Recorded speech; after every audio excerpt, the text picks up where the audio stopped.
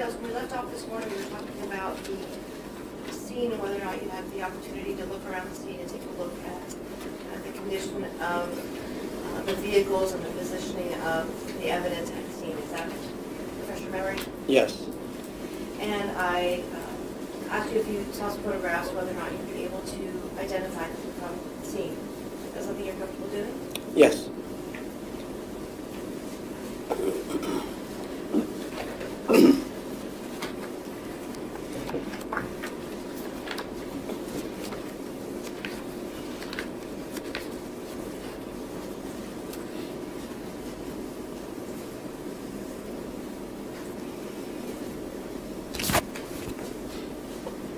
Referring you to photograph number 25, do you recognize that? I do. What is that photograph of? That's going to be a photograph of the rear of the Toyota Prius C, taken from the outside the passenger side, facing in to the rear seat, showing a portion of the victim in the rear seat. Commissioner Publisher. You may.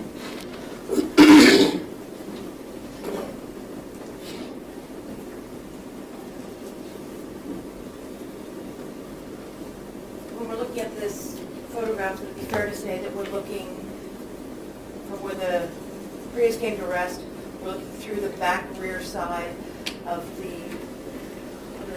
vehicle from the passenger side? Correct.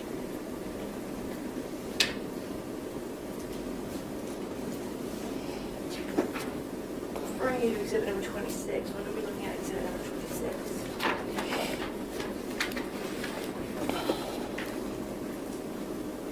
Number 26 is a picture of the rear of Mr. King's truck. Commissioner Publisher. Yes. Just for the record, I have no objection to any of these series of photographs being published. And the photograph that we're looking at in exhibit number 26, would it be fair to say that the photograph that's taken is kind of 90 degrees off? Yes. Is that fair to say? Yes. So the vehicle that in the crash scene was actually on its side, is that fair to say? Yes. But in that photograph, we see kind of an orange marking on the photograph on the bottom left-hand side of the exhibit markings number 26. What is that?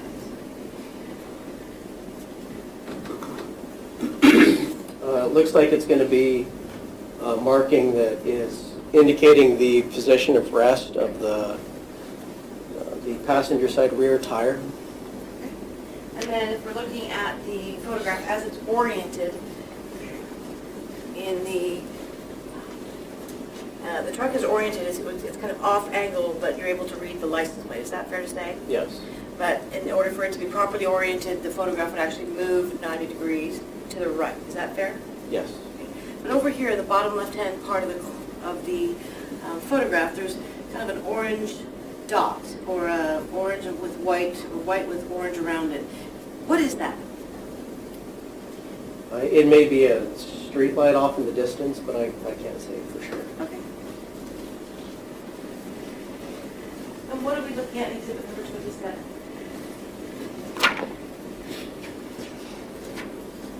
This is the same truck, but looking at it in a more correct orientation for the photograph, facing the bottom of the truck. And the photographs, most of the photographs that were taken at the scene, would it be fair to say that the photographs were taken by your partner, Officer McBreedy? Yes.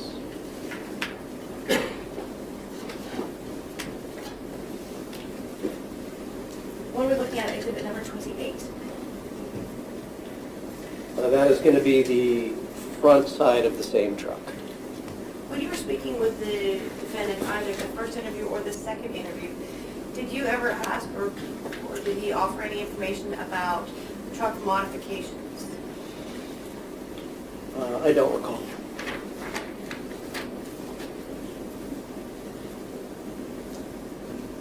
I'm looking at exhibit number 29. What are we looking at? That is the front of the truck, a closer up view of the aftermarket front bumper brush guard. We see in this photograph that there is the vehicle that's white, and we see the aftermarket guard, which is, I guess, the three black pipes that looks like running from the top of the photograph to bottom. But there's also additional items in the photograph that you wouldn't see on a truck. Is that fair? Yes. What are we looking at? That is body matter from the victims. And that's the flesh-colored items that are in this photograph. Yes. Thank you.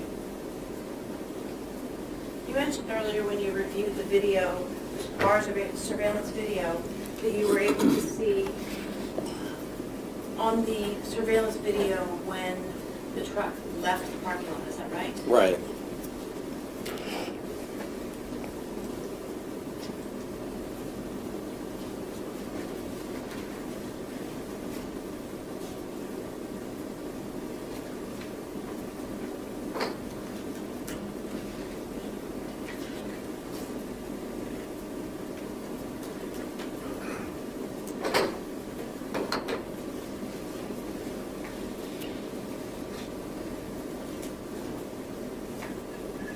When you were looking at the video, to get it loaded up here, was the video was the timing on the video accurate? It was not exact. It was 6-minute difference between the video time and the real time. The video was 6 minutes ahead of actual time, which I was accounting for. So essentially those times that I was mentioning earlier when you were having me point out the time on the bottom, you would need to subtract 6 minutes from that to get the real time. How did you determine that?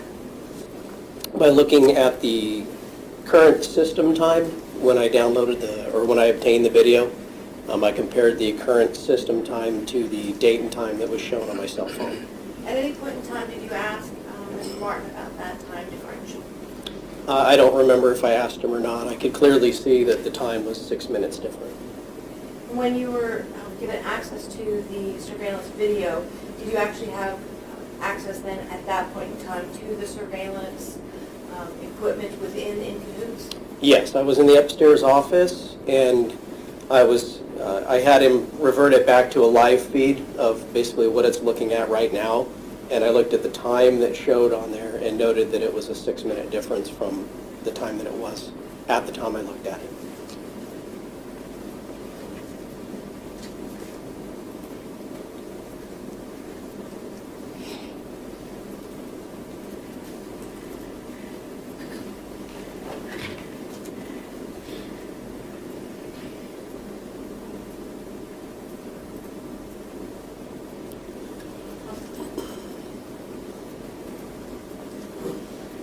Officer Clinkscales, could you tell us the timestamp on this surveillance video at the time? Yes. It shows 01:37 and 4 seconds. Is there anyone that you recognize in this series of surveillance videos, or the shots of the surveillance video?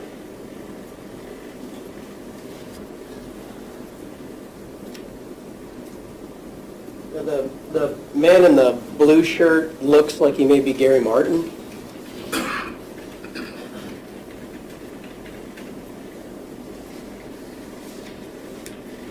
Is it fair to say that this is the same video, the surveillance video from the early morning hours of the 16th of May, 2015? Yes.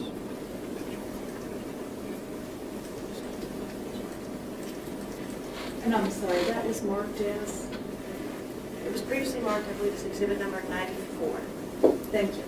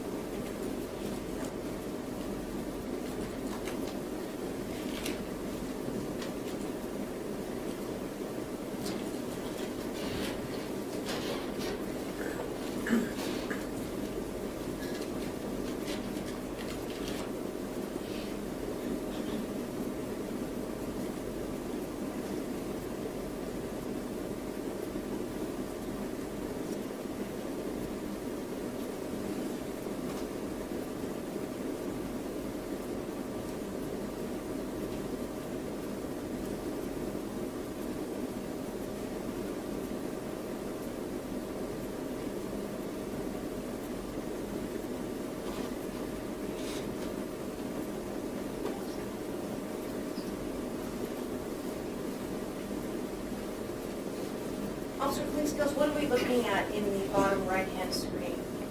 The bottom right-hand screen shows Mr. King's truck starting to leave the bar parking lot. And if we're looking at the stop screen as we have it now, it appears that there is a white truck in the first row of parked cars, and then there's another car that looks like it's a gray car, about a spot, like 2 spots over. Is that right? Yeah, there's a white, looks like a Suburban or a Tahoe, and then a motorcycle, and then a sedan. And where do you see the vehicle that you identified as the defendant's truck pass? Is it after that first row of cars behind them as we're looking at the screenshot? It is beyond that row, that those cars that I was discussing, and just above, on the screen, it's just above that motorcycle and the sedan that I was referring to, with its lights on.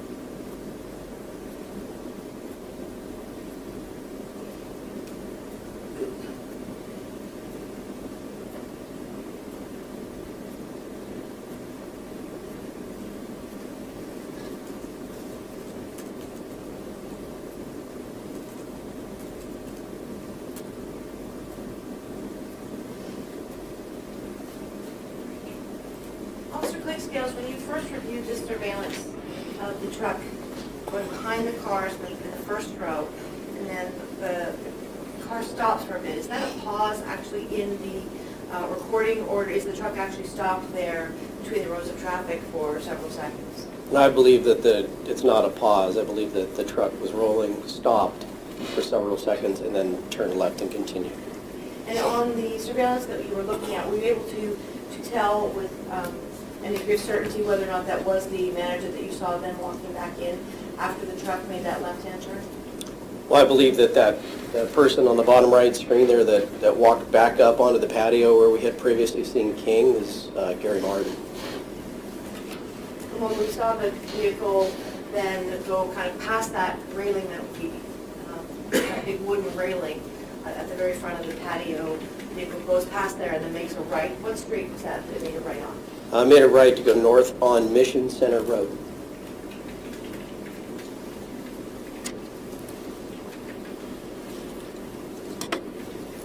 Through your investigation, were you able to determine where the vehicle went after making that right on Mission Center Road? No.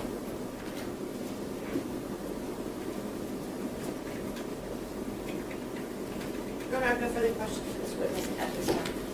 All right, thank you. Mr. Hutton? Thank you, Your Honor.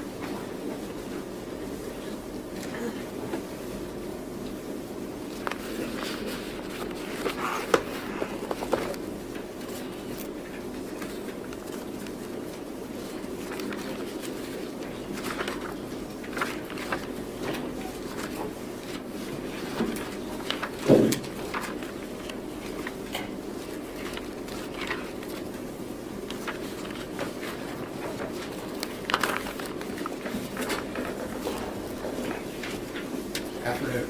Good afternoon, sir.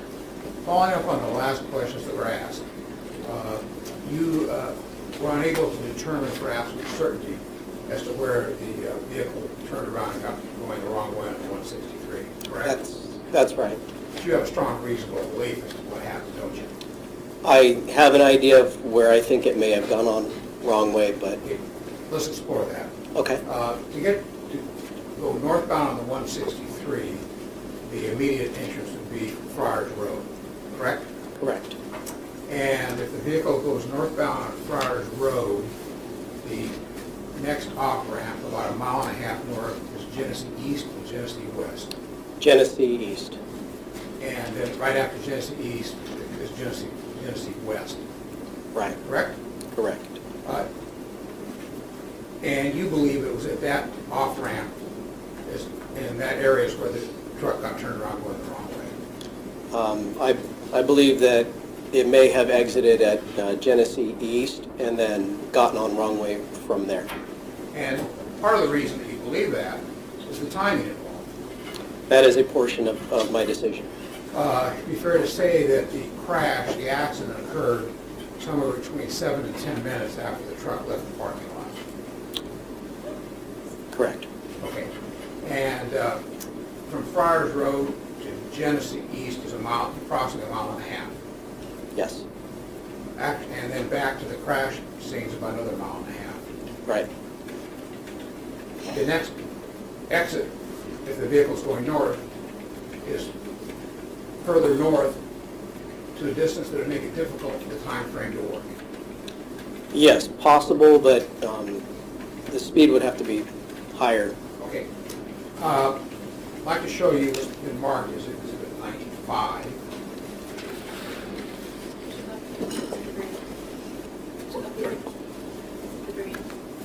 Okay, so it's in the package right in. Got it. Recognize what's portrayed in 95? I do. Describe what it is, please. On the left side is north and south 163, and towards the center of it is going to be Genesee Avenue. And does the photograph actually depict the area? Yes. Permission to publish, please. Any objection? 95 is received and may be published. First, please describe to the jury the scene. Let's start with the freeway, 163. Please show the jury the northbound lanes and the southbound lanes. Okay. Would you like me to point? Yes, please. Okay. So this is south 163, and this is north 163 on the left third of the page going up and down. Now, a vehicle going north on 163 first comes to Genesee East if they were going to take the off-ramp. Yes, sir. Please show the jury where that is. That's this ramp back here. And just trace it up to the Genesee. So at the bottom of the page here, parallel to the 163, as it gets near Elite Orthodontics, as listed on the picture, it starts turning towards the right to go eastbound on Genesee. Now, a vehicle that wants to go westbound on Genesee, describe the path for the off-ramp. To take West Genesee, you'll go to the left of that from the main portion of the 163. You'll exit here, and that ramp, instead of just being a turnoff, is actually like a clover leaf, goes all the way around. So, if we look at where the Genesee West off-ramp meets Genesee, there's actually there's an on-ramp and an off-ramp side by side. Is that correct? That's correct. First, please point out the on-ramp to get back on Genesee, to get back on the 163 north from Genesee. You go north 163 from Genesee, it's this ramp right here. And just trace the route a little Sure. bit. So if you were going to exit north 163 to East Genesee, you'd have to go east on Genesee, get in the far left lane here. There's a traffic light, and you have to turn left to go up the ramp there. Okay. And so it's plausible, and one of the reasons you think that this is what could have happened, should have, best belief of what happened, is because these two ramps, the on-ramp and the the off-ramp for Genesee West, the on-ramp for Genesee North, are side by side, aren't they? Yes, they are. So suppose a vehicle exited Genesee East, describe the path they would take to make the mistake to get on the freeway the wrong way. Okay. If somebody was exiting north 163 to East Genesee, again, they follow this lane here, move into the left-hand lane, and there's the traffic light again, and instead of cutting across here to get onto the ramp, they'd have to just go more to the left to get onto the on-ramp going the wrong way right there. Okay. And that is your best belief as to what happened in this case, isn't it? It is. Okay, thank you. Let me move to another area. I'd like to talk about the statement that you took from Mr. King the night of the collision. Okay. What time did you start taking that statement? Are you talking about the first one? Yes. Thank you. I advised him of Miranda at 3:49, so just after that. And you advised him Miranda on about the 6th or 7th page of the transcript, so you started actually talking to him Yes. about 3:45. Yes, I talked to him for 4 to 5 minutes before I learned from Oscar Capiteo that he hadn't been Mirandized. You were aware that Mr. King had been also significantly injured in this accident? Yes. And specifically, what was your understanding at the time that you were conversing with him? When I first started talking to him, I wasn't completely aware of what his injuries were, but during that conversation, and I think it's in the transcript too, you can hear one of the medical staff lets me know that there's some, or mentions, I don't know if she let me know or not, but she stated that King had some fractures in his spine or his neck. He also appeared to be in significant pain, didn't he? He was in pain. It would not surprise you that Dr. Doucette testified that he saw him after you and thought he was in significant pain. That would be reasonable. Okay.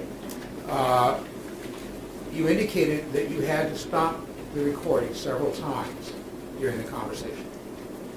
Correct. How many times? Maybe 4. Did you mark it on the recording in any way when you stopped the recording? No, because they're, no, I didn't. Okay.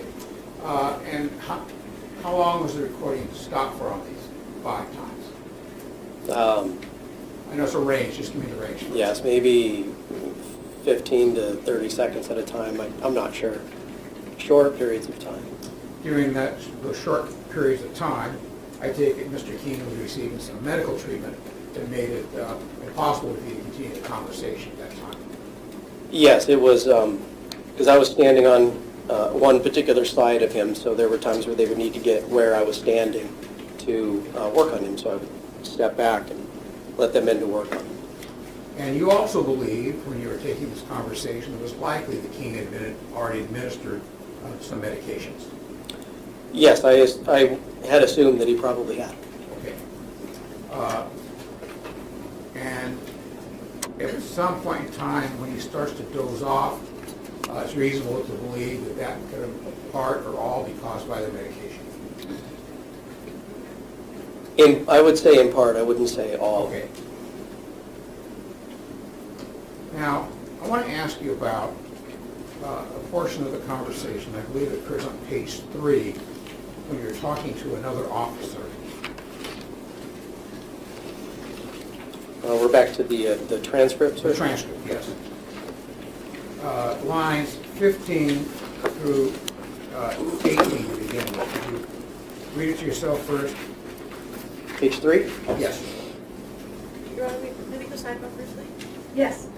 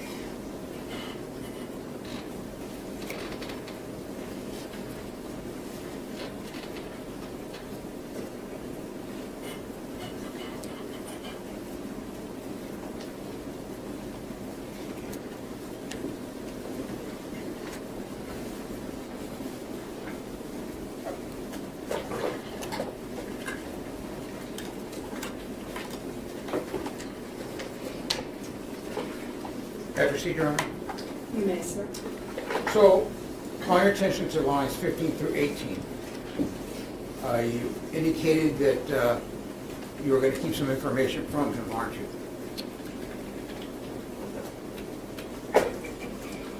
Yes, sir. I don't want him to know what he's done. Correct? Correct. You did not want him to know the seriousness of the collision that he'd been involved in. That's right. You did not want him to know at this stage that he killed 2 people. That is right. And on page 22 to 23, you say, on our last one, we managed to keep it from going for like 3 days. It was awesome. It wasn't until it was raining. Lines 22 to 23.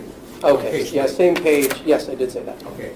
And what you were referring to was that in the last one, apparently another DUI death case, right?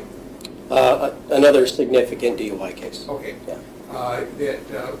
That person, you were able to keep from knowing that there was a death involved for 3 days, correct? Correct. And it was awesome. Yes. And it was awesome because it gives you the opportunity to question the defendant and get him to speak with you more freely than if he knew the severity of the situation.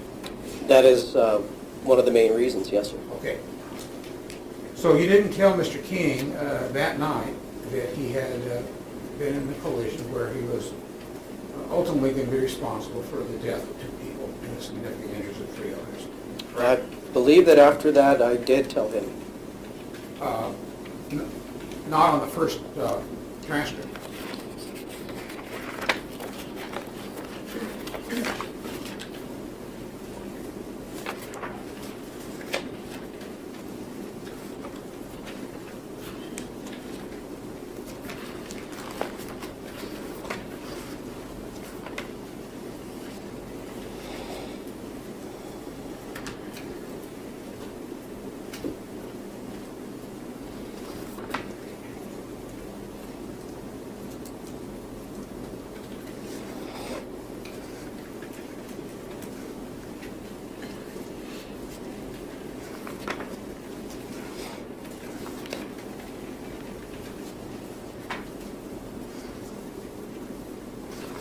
Sir, it might have been the second time I Okay. talked to him. You've had a chance to review the transcript of the first interview just now again? Yes, yes. You didn't tell him in the first interview, did you?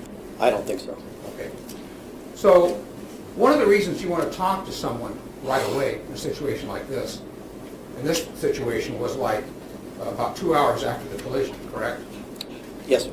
Collision's at 1:39, and you were in there at 3:45. Yes, sir. Okay, so 2 hours and change after the collision. Yes, sir. Okay, so one of the reasons you want to talk to a person as soon as possible is you want to get some certain vital information from that person Yes, for your investigatory purposes. yes. One of the things you want to find out is their background, their familiarity with the dangers of drinking and driving. That is one of the things I asked him about. Yes, sir. And that's one of the primary things you want to find out in your investigation. Yes, sir. Because if it turns out a person has prior DUIs, that would lead your investigation in a completely different direction, wouldn't it? It would be something that we would consider as far as whether or not he knew better. Exactly.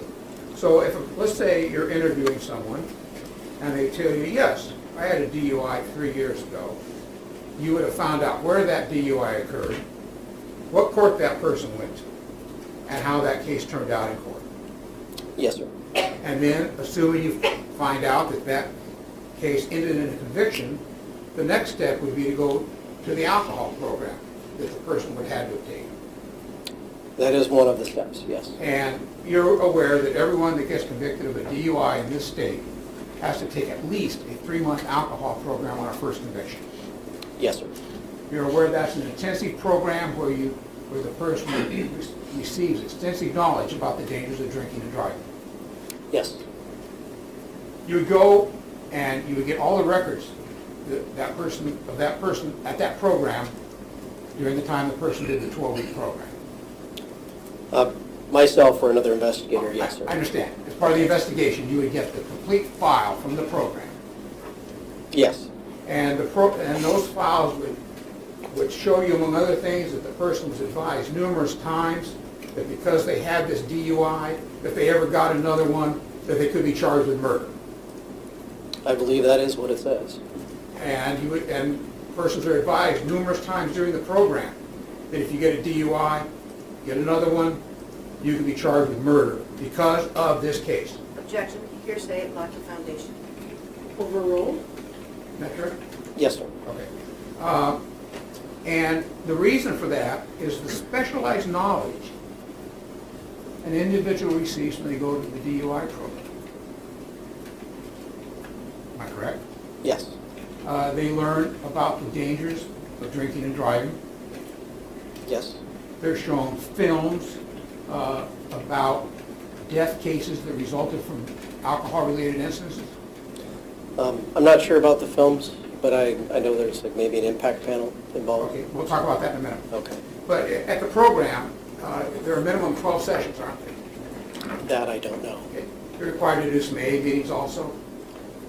I know there's counseling, but I don't know if it's AA counseling or some other form. And when you get the court file also, wouldn't you? I believe that maybe the prosecutor's office would get that eventually. Okay, and in the court file, when a person pleads guilty or no contest to a DUI, they have to initial a bunch of forms. You've seen them. Yes. And one of the forms says,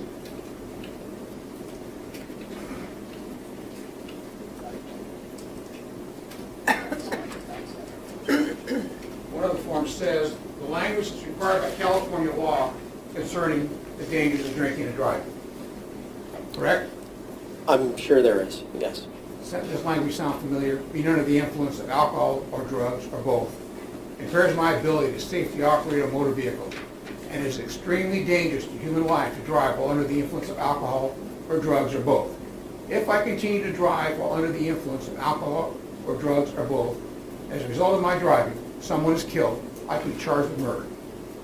Your Honor, I'm going to object to the trial ruling on that one. Overruled? If you wish to be heard at sidebar, that's fine. Do it at the break, Your Honor. Okay. That language is familiar, isn't it? Yes. Okay. So, when you talk to Mr. King 2 hours after the collision, one of the things you really wanted to find out is if he had any prior DUIs. That is something that I could pull off the criminal history and driving record. I would say my primary focus when I was speaking with him was to find out where he was and who he was with, so I could find out what was taking place that night and figure out how he got onto the freeway wrong way. Okay, next thing. You mentioned the victim impact program. Everybody, not everybody, but most people that are convicted of a DUI have to take what's known as the Mothers Against Drunk Driving Victim Impact Program. Yes. Correct? And that's a program where typically where there's families of someone that has been killed or seriously injured in a DUI accident, talk to the people in the alcohol class about the impact that this has had on their lives. That's true. Okay. If a person had attended a victim impact program and got in an accident and killed somebody, you'd go get all those records also, wouldn't you? Yeah, I'd be looking for the sign-in sheet. Okay.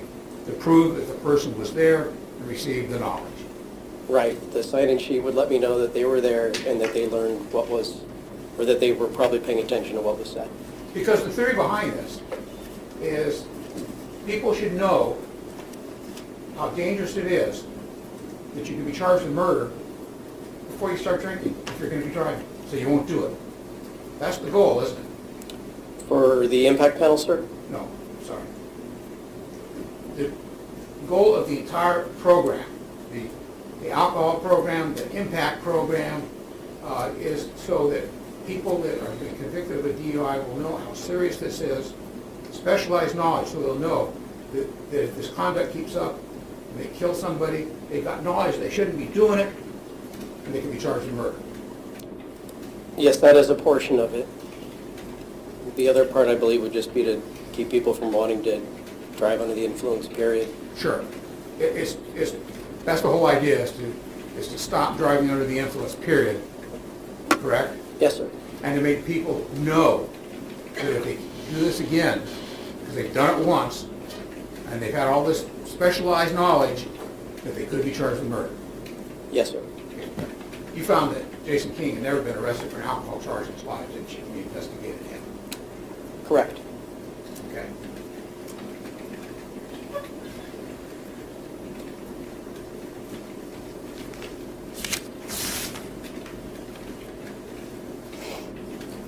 I noticed in the transcript on page 5, there was a female voice that said, "Let me try," and it asked Mr. King some questions.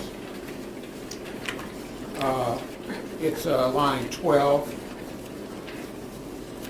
Yes, sir. I take it that was probably medical, either a nurse or a PA or something like that that was connected with medical treatment. Yeah, I think it was a nurse. And I take it when you were asking the questions, you were having, right before that, 9 to 11 on the same page, that you were having trouble getting a response from him. Yeah, he was very slow to respond to some of the questions, like a long pause in between. Did it appear that he was not fully conscious at that point in time? You know, I believe that he was conscious enough to answer the questions, because when he finally got to the point where I believe that he was completely not conscious is when I stopped the interview. But there were times where he would pause long enough that I'd start to wonder, but then he'd perk back up and answer right back with the question that I had just asked before that long pause, and I realized, okay, he either is really thinking on this thing, or he's just taking a break before he talks. Okay. Now, when you interviewed him the second time, Yes. that was 2 days later, Yes, sir. and he is in a hospital room at this point in time, or is he still in ICU? No, he had been moved to an actual hospital bed in a room. Is it what we call a step-down ICU? I don't know what it's called. Okay. IMU? Sir, I don't know. It was a hospital bed that had a bed next to a window. There was a bathroom in it. When you interviewed him the first time, you noted that he was already in the collar? Yes, he was in a collar. Was he in a full jacket yet when you talked to him? The first time? Yes. No, sir. It was a trauma collar. Okay, so he didn't have the full jacket, he just had the trauma collar at that time. Right. And was he laying flat on his back? He was, yeah, I believe he was mostly on his back. And you were standing right over him, weren't you? Yes, I had to lean over him to make eye contact with him because he couldn't turn his head to look at me. And he couldn't turn his head because of the injury? Because of well, yeah, that too probably, but he had the collar on. He couldn't I understand. So he couldn't rotate his head at all? Right. Your face was, how close to him were you, about 15 inches, something like that? Maybe like 12 to 15 inches. Okay. Now, the second time you interviewed him, he's still in a collar, correct? Right. He has a full jacket on. Yeah, he was in a collar that came down further on his chest. I don't know what that device is called, though. And this time he's laying on his left side. Yes. And you're standing directly in front of him. Yes. The second time you interviewed him, he was in much better shape as far as pain the second time. He seemed to be complaining about it a lot less, if at all, yes. Okay. But you could tell that he still was in pain and you still believe he was still on meds.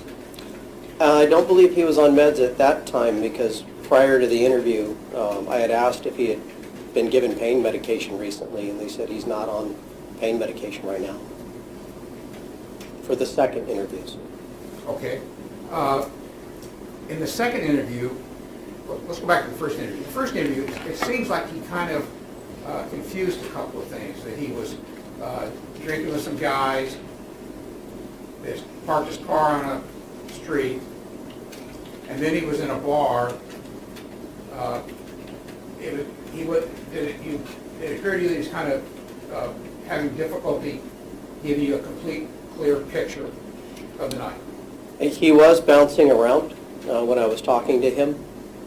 So it was more difficult to get a statement out of him the first time than the second time, because of, that was one of the reasons why he was moving in, like he would be at one place and then at another place when he was given the statement.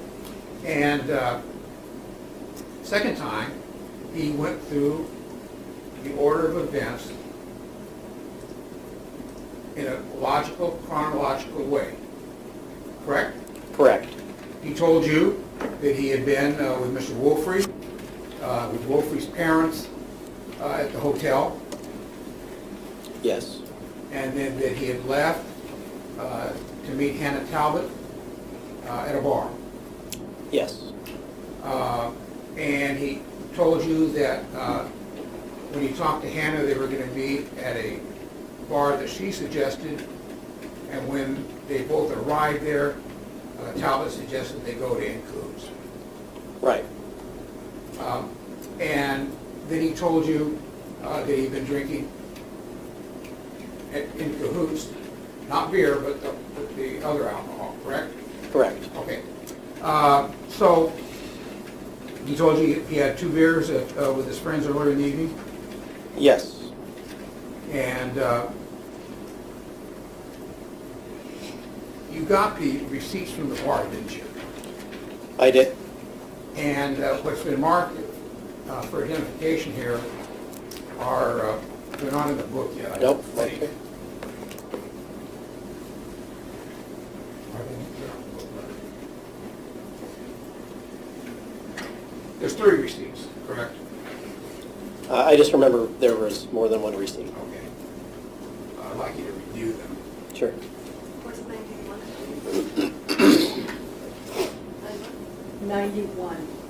I believe there's the very end. Oh, it's in the book now, okay. Very, very end.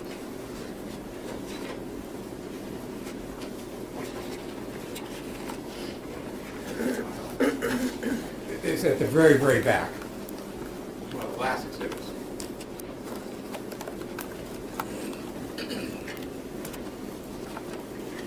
Sorry.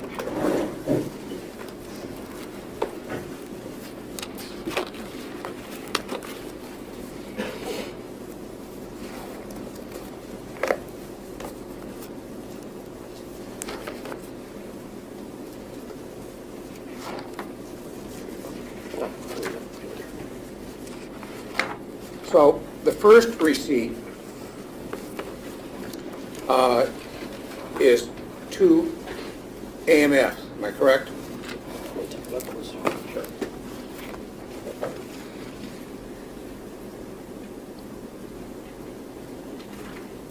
Well, on this receipt, it's difficult to tell. It looks like this is an overall receipt, and then the itemized is covered up. Let me help you out. Okay. Here's the second page of that receipt. There we go. 2 AMFs, right?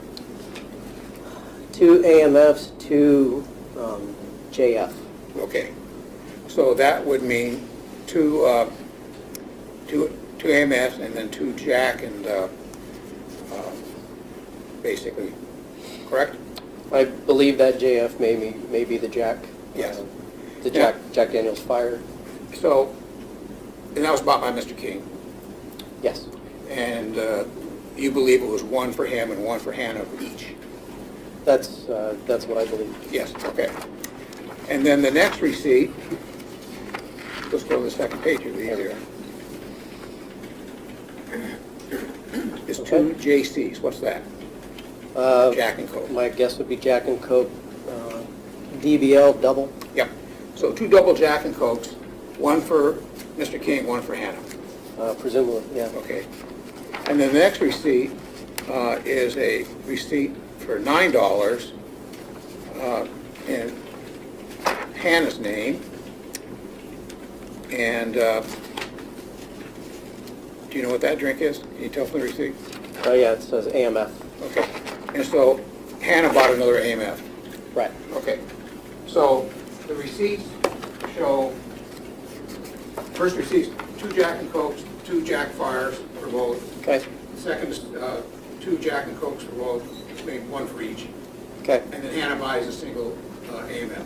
Correct. Okay. Now, going back to your interview, so you wanted to find out, obviously, what Mr. King's prior experience was, as far as he had any specialized knowledge about the dangers of drinking and driving, right? Yes, sir. In the first interview, you learned that he was a Marine, and on page 34, he indicated that he had been to a Marine stand-down.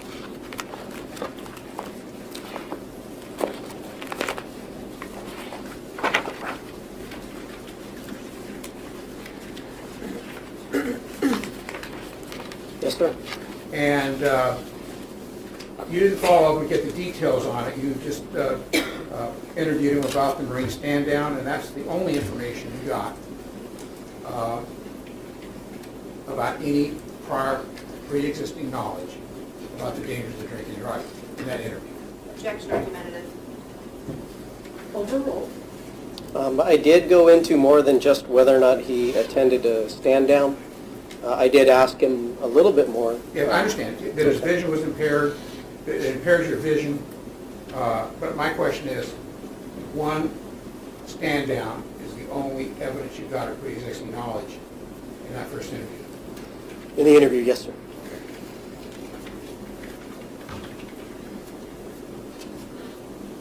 And then in the second interview, you went to the same area, and you got a little more specific about the stand-down. Yes. Do you have a good recollection of that? That video's not been played. Do you have a good recollection? I have a transcript here.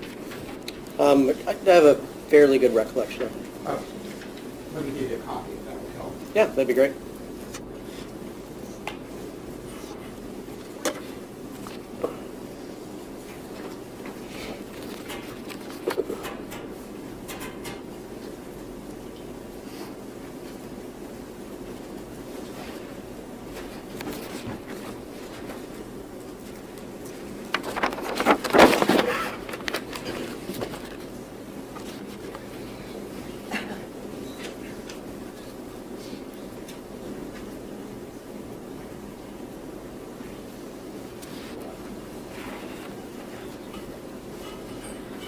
Gonna look for like a comment. Yes, I would. Thank you, sir.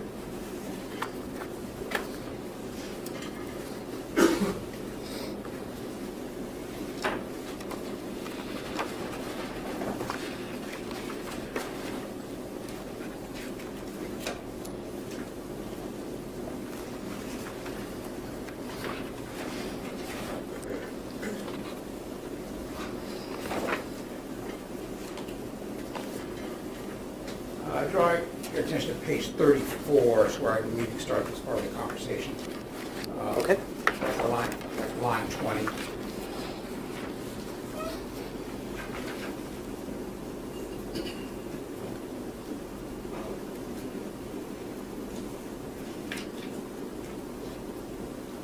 Okay. You learned when you talked to him about that he stand down on this occasion, that he was late to the stand down. Yes. And you learned it was at the Bob Hope Theater. Yes. And he basically told you the same thing about what he learned at the stand down. Going over to page 36, refreshing your memory, he told you that there was a police officer in a dark blue uniform that did the presentation, said on line 13 he was going to get us, and that your reaction time gets slower and your vision gets impaired, is what he learned.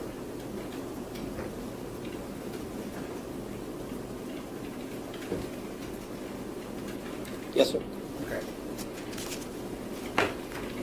And that's the extent of what you learned in the second interview about his previous education on the dangers of drinking and driving. Yes, sir. I'd like to talk to you about Mr. Woolsey. Okay. Would it surprise you to know that Mr. Woolsey was in court yesterday testifying under oath that he believed that Mr. King was sober, as was everybody else, when they left at 10:30 that night? I think that statement could be possible based upon, the only information we have is that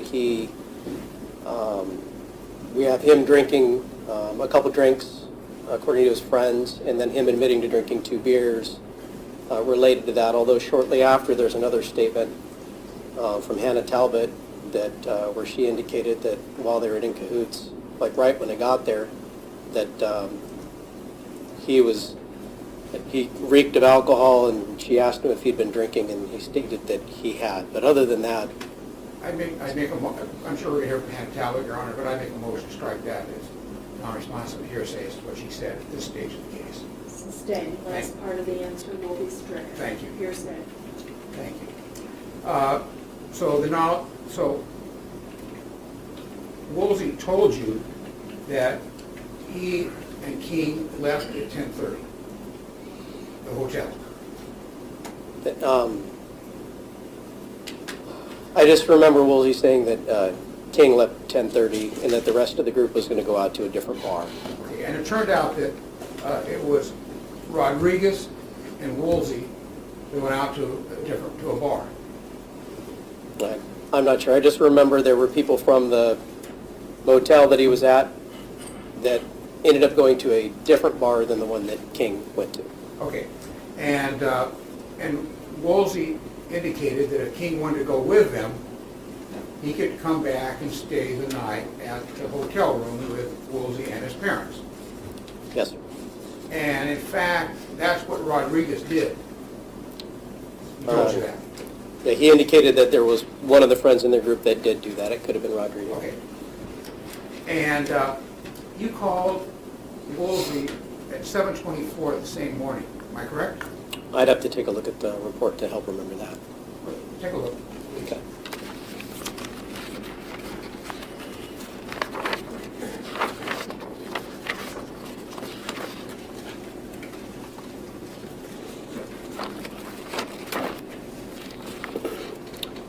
I spoke with Dylan Wolfrey at 7:24 on the 16th, so the same day as the crash. Okay, so that would be about 5 hours, 6 hours after the crash, correct? Correct, about close to 6. And it was your understanding that Woolsey had in fact gone out drinking sometime after 10:30 the previous night. Yes, When you talked to Woolsey, he was not under oath. You were just talking to him, correct? correct.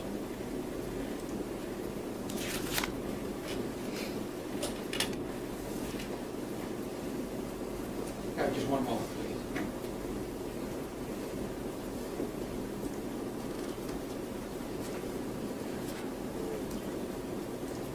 Sure. Just a couple of geographic questions. Yes, sir. All of us know the answer to the first one. If you continue going north on the 163, would you get to the Miramar base? You would, because it turns into the 15 Exactly. eventually. Yeah. And where does Hannah Talbot at that time, where did she live in relationship to the base?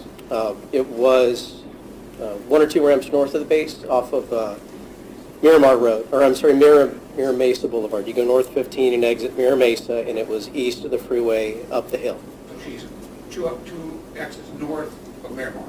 Yes, I believe it was 2. I think you had Carroll Canyon after that, and then Mira Mesa. Thank you. Nothing further. Any redirect? Thank you.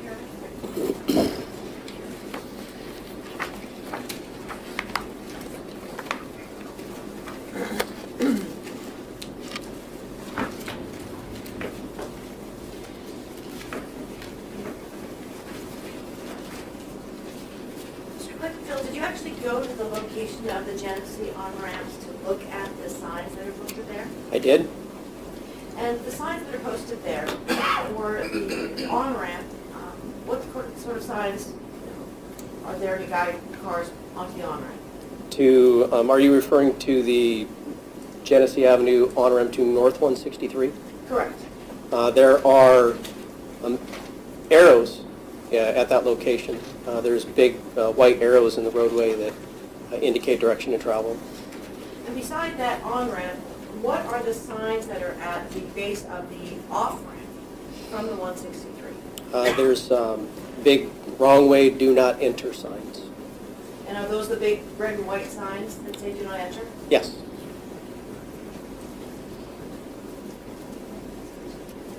were talking about, with the defense, the information that you obtain in the course of your investigation. Do you actually go to the DUI programs to obtain the information? No. Why not?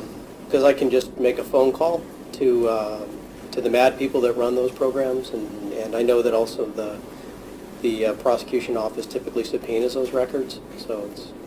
Is it within your responsibility when you're putting together the case to contact the DUI programs in San Diego County? Not necessarily. How many DUI programs are there in San Diego County? I don't know.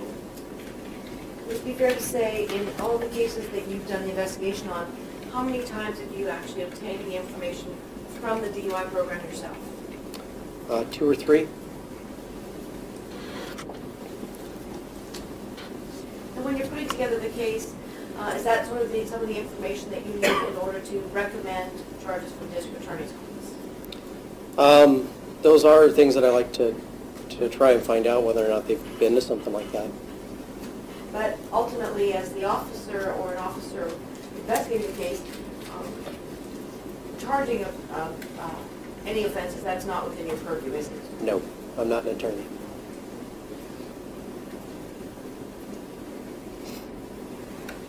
Now, when you were speaking with the defendant the second time, and I think the defense provided you with a copy of the audio transcript, or the video transcript to refresh your memory, do you remember the defendant telling you or talking about when you went out being the designated driver during the second interview? I remember that he mentioned that he has used a designated driver when going out. If I could get you to take a look through and read through page 34 yourself, please, The second interview? of the second interview.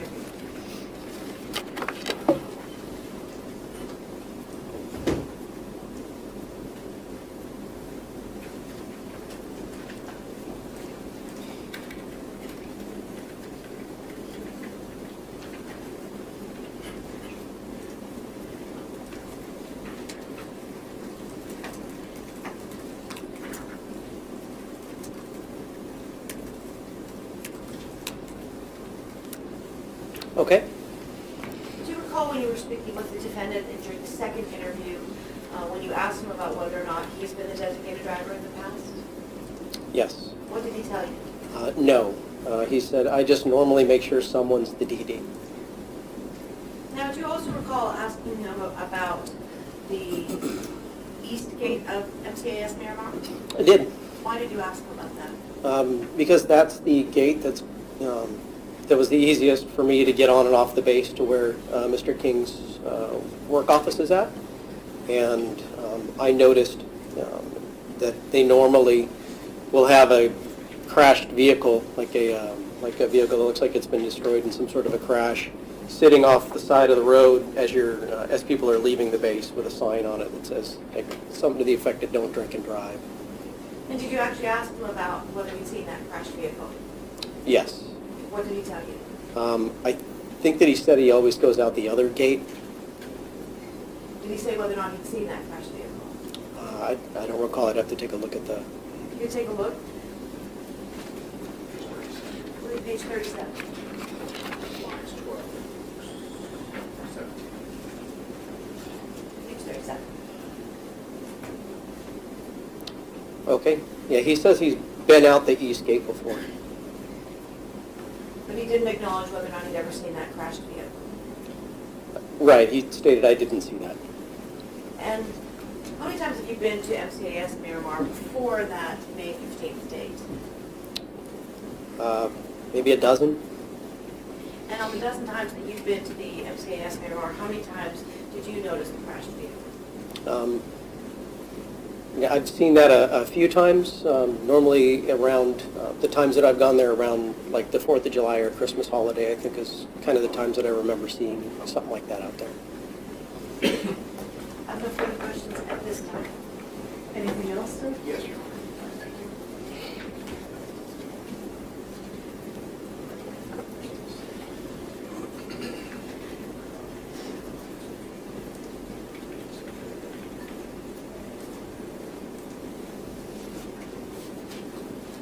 So I get the impression that they don't leave the crashed vehicle out there all year long. That's not my understanding of it. I think they bring it out on big drinking weekends. Like 4th of July, New Year's. Right. I got it. You've indicated that you've only gone 2 or 3 times yourself to pick up the information from the alcohol programs when a person has a bar and gone to a program. I take it the only reason you've only done it 2 or 3 times yourself is there's other people that do it for you. Correct. Typically it's done through the district attorney's office, is my understanding. But every now and then, if I have a little extra time, I'll call over there and Sure. try and get that done. But you're going to make sure in every case that the information is provided to the district attorney's office, either through the district attorney or through your office. No, sir. That's the district attorney, I would believe, is going to be who's going to make sure that that information is there. But that information is going to, in your experience, that information is always there at some point in time on every case. Objection, calls for speculation. I need to clarify I'll your rephrase- question. I'll rephrase it. Okay. You've never had a case that you've been involved with where, whether it was a prior or priors, where all the information about the prior and priors and alcohol program eventually was not part of the case file. That's true, isn't it? Well, sir, that's beyond my ability to know. I'm assuming that maybe that's what they do every time, but a lot of that stuff gets brought in and presented in court on the days that I'm not there, so I can't say for sure. You were not investigating this case as a murder case, were you? Every single DUI fatality that I have, I consider the fact that it could be a murder case.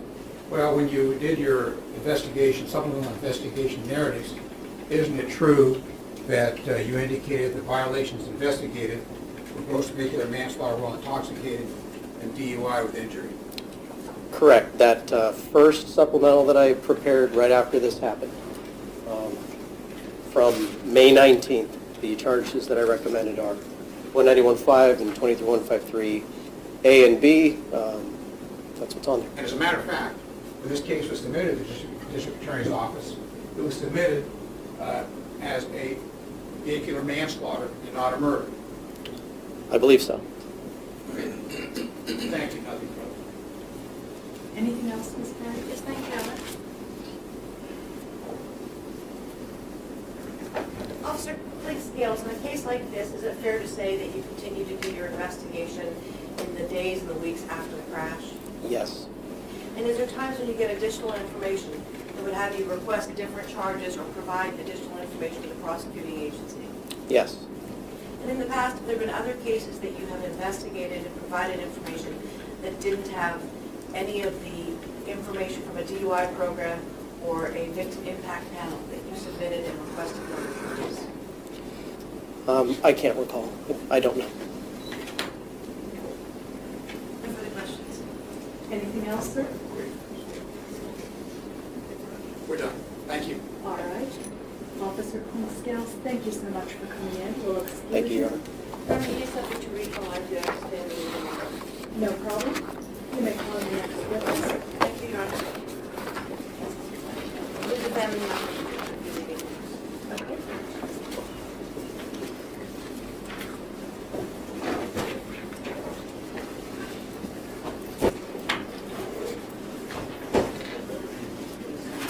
Please call Dr. O'Connor. You solemnly state that the evidence shall be the honest truth, the whole truth, and nothing but the truth, so help you God. Please be seated at the stand.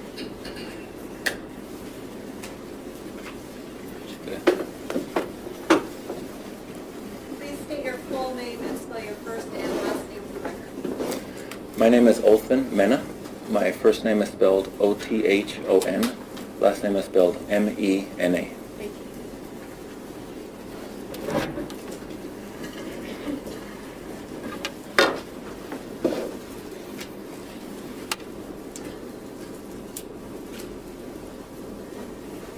Good afternoon, Dr. Mena. Good afternoon. Dr. Mena, where do you currently work? I work in the Ventura County. What do you you do in Ventura County? I'm the Assistant Chief Medical Examiner. How long have you had that position? Only 3 months. Where did you work before Ventura County? I worked for San Diego County for 10 years and 3 months.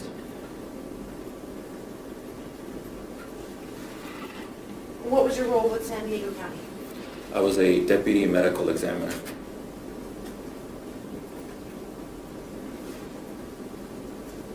What sort of training and experience do you have to have in order to become a deputy medical examiner?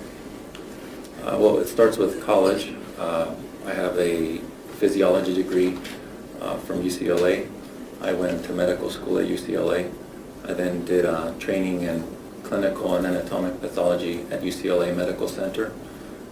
I then followed that up by a subspecialty or fellowship training in forensic pathology in the New Mexico Office of the Medical Investigator. And since then, after that, I worked in San Diego. But I'm licensed to practice medicine, and I am certified by the American Board of Pathology to practice anatomic, clinical, and forensic pathology. In your time with San Diego County as a deputy medical examiner, how many bodies did you autopsy? I autopsied approximately 2,700 while in San Diego. And is there a certain protocol or a certain time when the medical examiner's office is required to do an autopsy? It's up to the discretion of the on-duty pathologist. We autopsy approximately 2/3 of the people who fall under our jurisdiction for a postmortem examination. But the majority of the unnatural deaths would get an autopsy. And by that I mean both an external and an internal examination. The other third would get only a external examination and review of medical records. When you say unnatural death, what do you mean? Any death that is accidental, suicidal, homicidal, or undetermined. So if something is undetermined, is that considered the same as unnatural? No. Undetermined means that the manner of death, meaning natural, suicide, accident, or homicide, could not be determined due to circumstances or condition of the body, or one manner of death was just as likely as another. And when you're creating a classification for or a manner of death, is that are there only the 4 available, or is there another form of death that you would also classify, as far as in doing your examination? No, it's one of those 4 that I mentioned, or undetermined. So there are 5 manners of death that we have. Now, when you're doing an autopsy, is there a certain process that you follow? Yes. Well, every doctor's a little different. I guess there are different styles and order of things, but typically it begins with a review of the circumstances and whatever reports we have available, followed by an external examination that includes documentation of external injuries, what the body looks like, height, weight, those sorts of things. And then that's followed by an internal examination, which is documentation of any other injuries and evidence of natural disease, organ by organ. That's followed with a toxicology report and ultimately in a final autopsy report. And when you're doing the autopsy, are you taking notes somehow while you're doing the autopsy? Yes. Now, and at the end, once you've completed your autopsy, is it fair to say that you then create a report? Yes.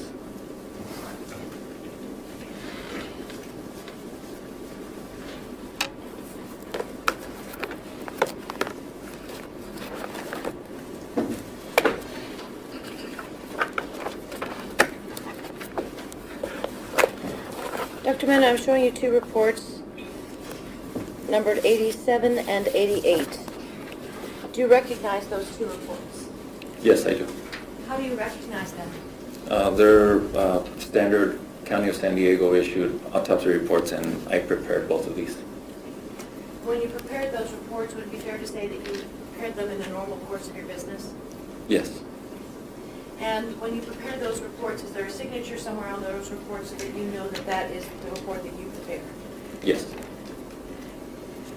And do those two reports represent autopsies that you performed on Madison Cornwell and Ann Lee Baldock?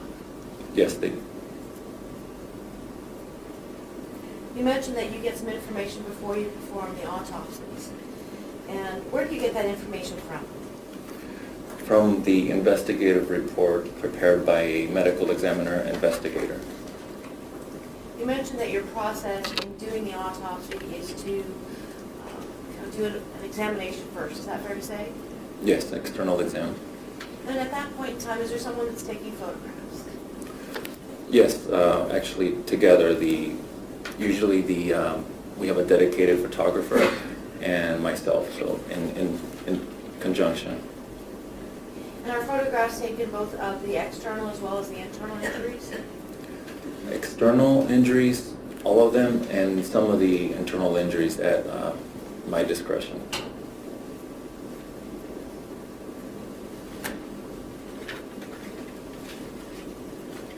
And when did these autopsies take place? On the morning and early afternoon of May 18, 2015. And is there anything about your review of your reports, either before today or taking a look at the reports in front of you, that would lead you to believe you deviated from your normal practice in doing an autopsy? No, this was all during my usual practice. Who was the first autopsy that you performed? Madison Cornwell. When you performed your external examination of Ms. Cornwell, what sort of external injuries did you note? There were multiple injuries throughout her body, and in general terms, these injuries consist of various lacerations or skin tears, bruises, and scrapes throughout the body. But some of the areas of the body were more injured than others. Dealing particularly with the head and the skull and the neck, were there significant injuries to that portion of Ms. Cornwell? Yes, there were some multiple severe injuries of the head. And what were those injuries? So I'll just describe it kind of generally to paint a picture, but basically the head was partially open, roughly along the midline, so the midline of the face. So beginning from the top of the head to about the left mandible, that area of the head was open. The top of the head was open, and visibly and palpably there were fractures throughout the entire skull, and the majority of the brain was absent from within the head. I received separately a portion of her head, primarily the left side of the face, and there were also multiple fragments of skull and brain that I received separately.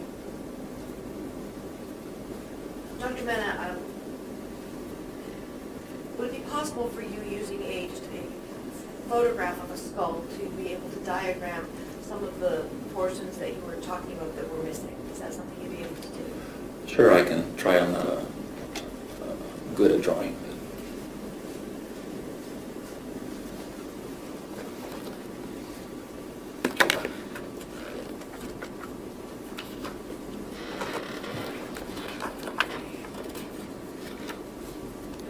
I'm showing you a blank diagram with the name Madison Cornwall on the left-hand side with the number 79 on the right. And in front of you is a red and a blue pen. If you could, using the pen, you mentioned that there was a fracture of the skull where that was missing. If you could you draw on that diagram of that picture, could you draw for us the portions that were missing from the skull? Yes.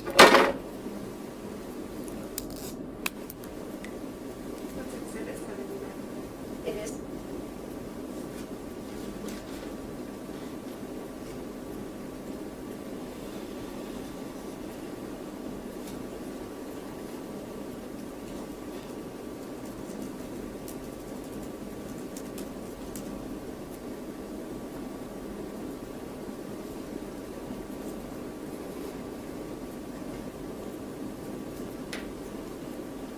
And can you shade in the areas that were missing so that we know which parts were missing?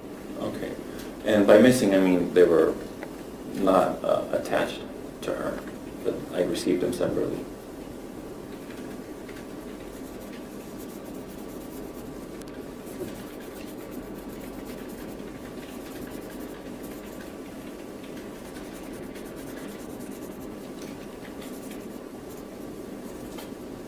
Okay. And if you could just put your initials somewhere on that document as well, please.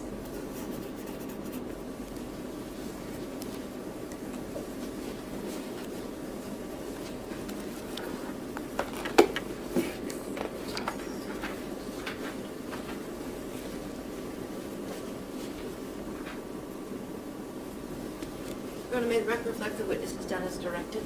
Yes.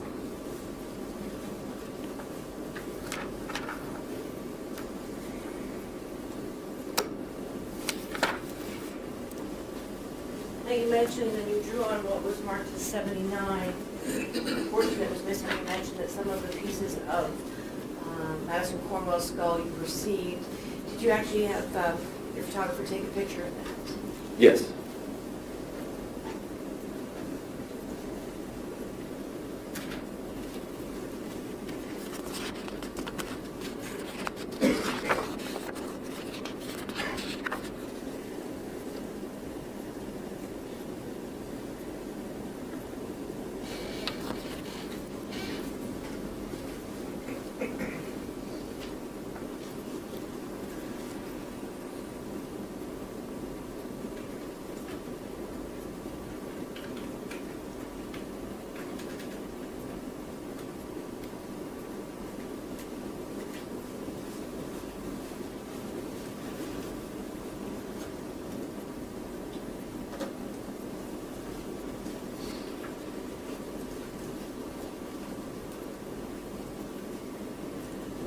Dr. Mena, in front of you, there's a photograph marked as exhibit number 78. Did you recognize that?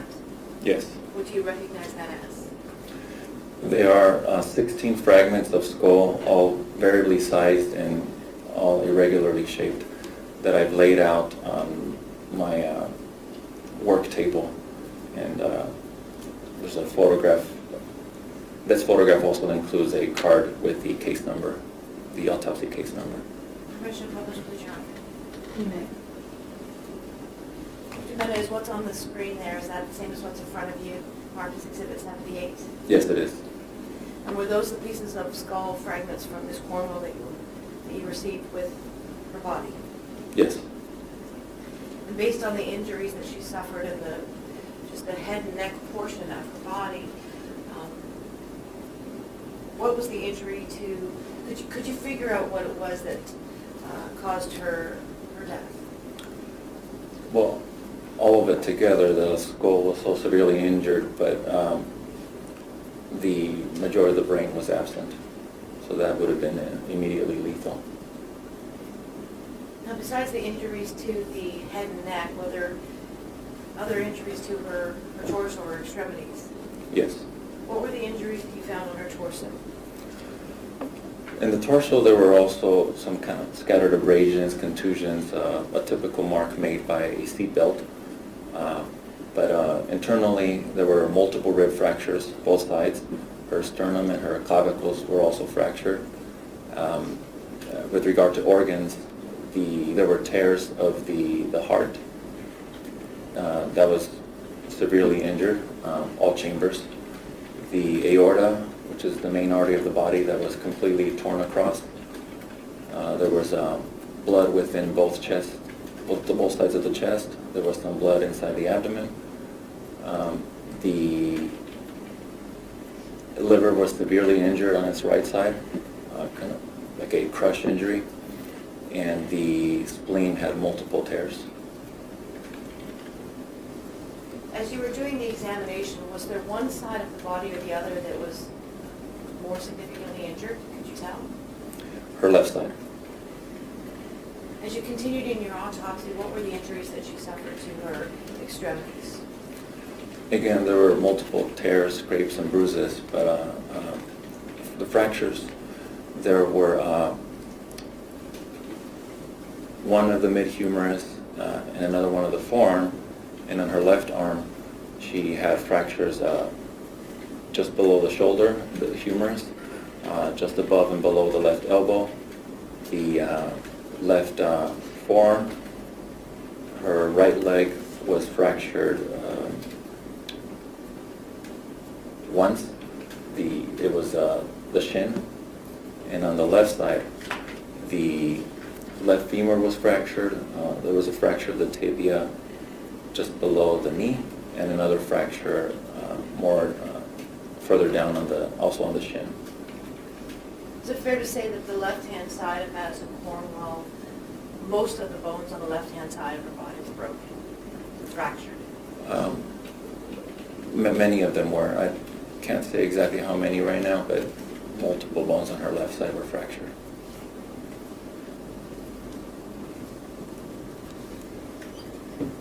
And as a part of your responsibility as a deputy medical examiner, do you come up with a cause of death? Yes.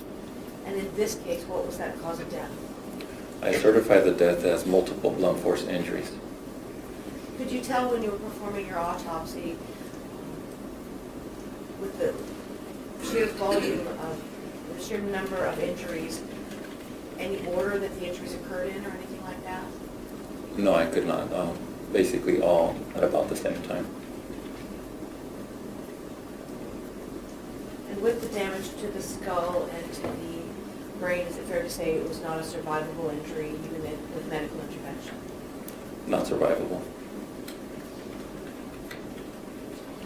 Now, you performed a second autopsy, and that was on Annalie Baldock, is that right? Yes. Okay, and when did you perform that autopsy? I started at 12:30 in the afternoon. And when you performed that autopsy, did you have some of the information that you also had when you performed Madison Cornwell's autopsy? Yes, basically the same information. And did you do the same process for your examination of Madison Cornwell? Yes, I did.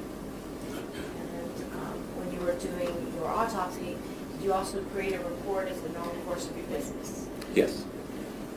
Was there also someone there that was taking photographs during your examination that you had of Ms. Baldock? Yes. Now, and when you began and did the autopsy of Ms. Baldock, did you follow your procedure regarding documenting any of the external injuries first? Yes. What were the external injuries of Ms. Baldock? Why don't we take our break now? Sure. Convenient place to break. It is, thank you, Your Honor. Okay, we will take our afternoon break and recess until 3:15. Okay, folks, the medical examiner is back on the stand. We're ending a break. Again, this is the Jason King trial out of San Diego, California.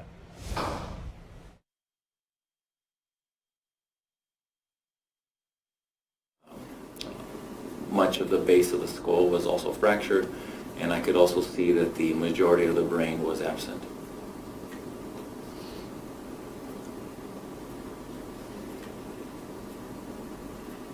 Similar to what we did with Ms. Cornwell, do you think if I provided you with a diagram, you'd be able to kind of shade in the area that was missing with Ms. Baldock?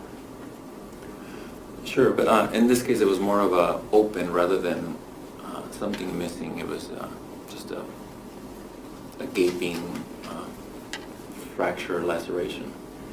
Well, if you could.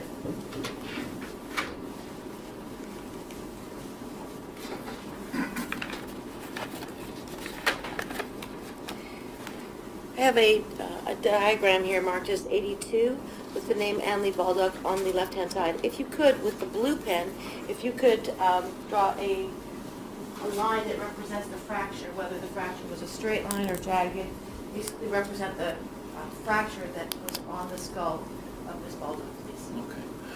So this is the main frontal fracture, but there were multiple fractures throughout the skull.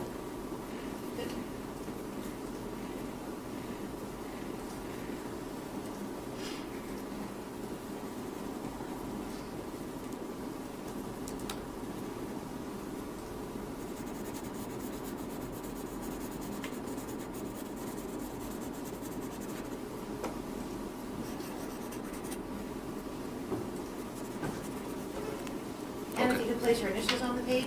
I did. Thank you.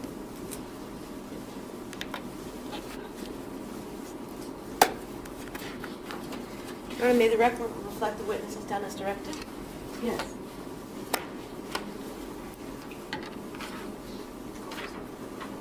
Thank you. Your Honor, permission to publish 82 and 79 to the jury to look over. Any objection? You may publish. I'll need,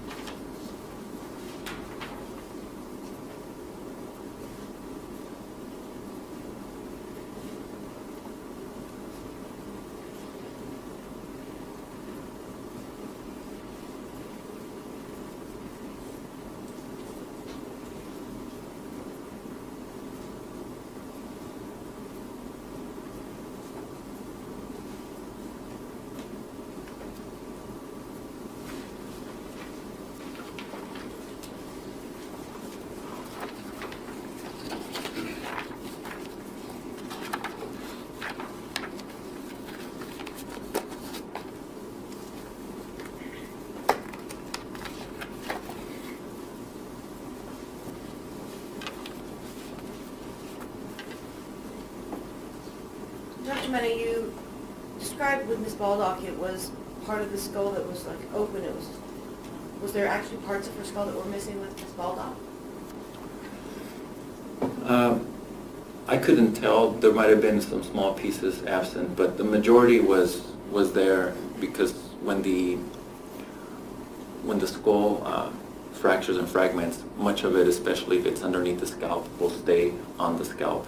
So it was fragmented and still adhering to the scalp. And with regard to the base, it was but the base of the skull, meaning just behind the forehead and where the brain sits. All of that was crushed. You mentioned that when there's a fracture like Ms. Baldock had, a lot of it stays in place, but we're able to still see the fracture. Was there any photographs that you took that actually depict some of the internal or the skull fractures from the internal view? Yes. In front of you there is a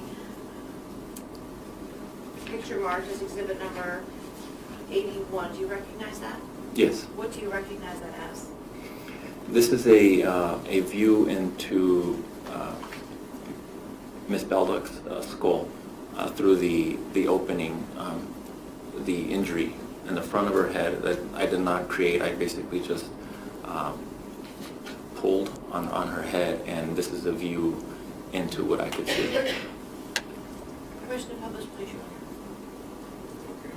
You may.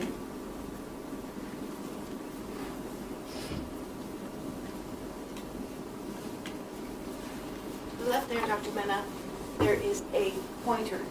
Could you tell us what we're looking at in exhibit number 81, please? Sure. To orient you, this is a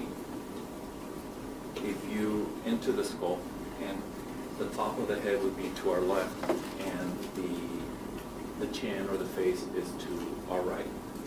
What I've done is opened the large injury of her head, and the front is towards us, and what we're seeing is the back of the skull, and this jagged line here is what we refer to as a hinge fracture of the back base of the skull. And what a hinge means is it's such a severe and thorough fracture that the skull can be separated, it's like a hinge. So what we can see is that it's a large skull fracture at the skull base. This is just behind where the spinal cord would descend into the body from the brain. And what's also notable is that there's no brain in here. Almost all of the brain was absent except a small piece of her brainstem. May the record reflect that when the witness was gesturing to a line, he was pointing to, there appears to be a line that runs to just to the right-hand side of the center point of the photograph. There's a diagonal red line that's kind of crooked, but it runs from the top of a white matter on the photograph, and it runs kind of almost like in an L shape. Is that fair to say where you were pointing? Yes.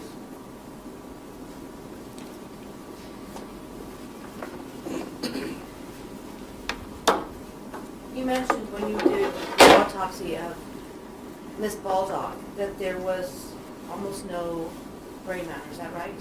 Yes. Was that something that was either provided to you, or was that never provided to you? Yes, what happened was I received separately 2 large portions of brain that were from the top, the hemispheres, and also a piece of the cerebellum, which sits under the top part of the brain. And I could not tell to which decedent or to which of the 2 young women these 3 large portions of brain belonged to.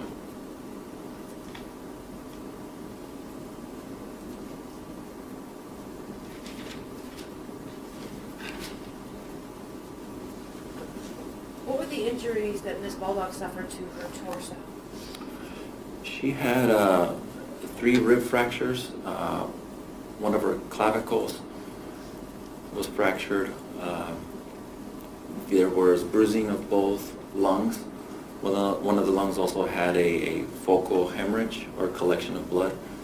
She had a small amount of blood within both sides of the chest, about 50 to 60 milliliters on each side. And she had a tear of the liver. And were the injuries that Miss Baldock had on her body, were they also worse on one side than the other? The left side would have been worse. And were there any blunt force injuries to the extremities of Miss Baldock? Yes. What were they?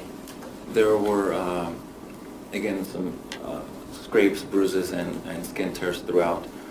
But she also had fractures of the right elbow, both wrists, and right shin.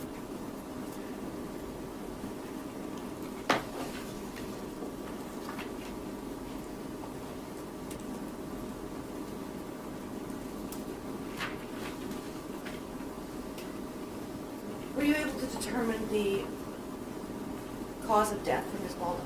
Yes. What was that? Multiple blunt force injuries. Were you able to tell, based upon your autopsy, which of the injuries that she suffered would have been the one that ended her life? Well, in her case, the most immediately lethal would have been the severe collection of head injuries. Was that a survivable injury? No.